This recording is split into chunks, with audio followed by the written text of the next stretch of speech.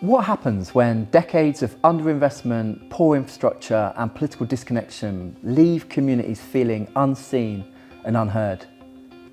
Managed decline of areas is not inevitable, but it's the result of choices that have stripped local people of power, pride and security. So what if real power lies in our communities?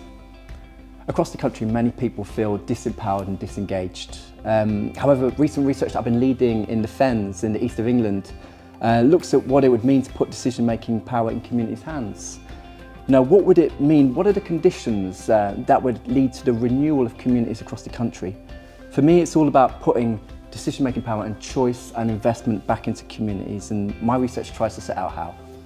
Residents spoke of often being talked at and not listened to. There was often a sense of communities being consulted at rather than being truly understood.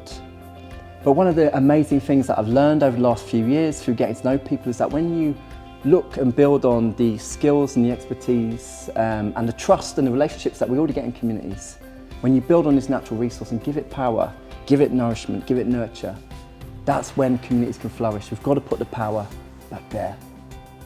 One of the things that I've found out in my research is that if you trust communities to make decisions that impact them, then you will see the long-term ideas, the support, the fresh thinking, the relationships that are really needed for change. We need a culture change in research and in politics. We need to stop putting the power and listening back in communities. And what I've tried to do in my work so far is showing practical ways that you can do that. It's a strange thing to say, but often what people say they need in their local areas isn't rocket science. It's about safer streets, it's about investing in broken roads and broken transport. It's about investing in skilled jobs and young people and giving them places to play and grow up and be safe and learn things. It's about supporting mental health and emotional well-being across the country. So what does community power mean in practice? In practice, community power means giving communities the power to make the decisions that affect them. That could be around money and budgets. It could be around deciding what is built and not built, what services are funded and not funded. But it's also more fundamental than that. It's actually about designing what community and public services and public life should be like. I found that if you really invest in community spaces and services, you bring back confidence, you bring back pride. These aren't just vague nice to haves, these are fundamental to our identity. They shape where we're from and where we're going. They give us a sense of hope that things can be done differently and that we have power to act in our lives. So one good example of community power comes from an amazing community organiser that I met in Wisbech, Lorena. And she had this wonderful phrase, like the traffic lights, stop, look and listen.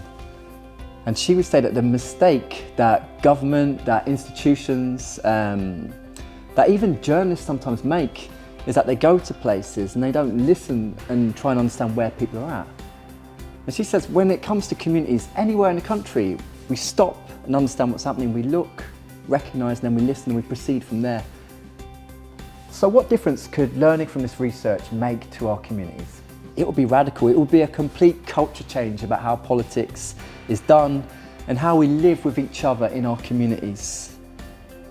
Just imagine for 1 second that instead of waiting every 5 years for a general election or for your local councillor to respond to your email, people in your neighbourhood and in your community could come together in local assemblies and you would be given the money, the decision making, maybe some training if you needed it, to make the decisions that impact you and would transform where you live.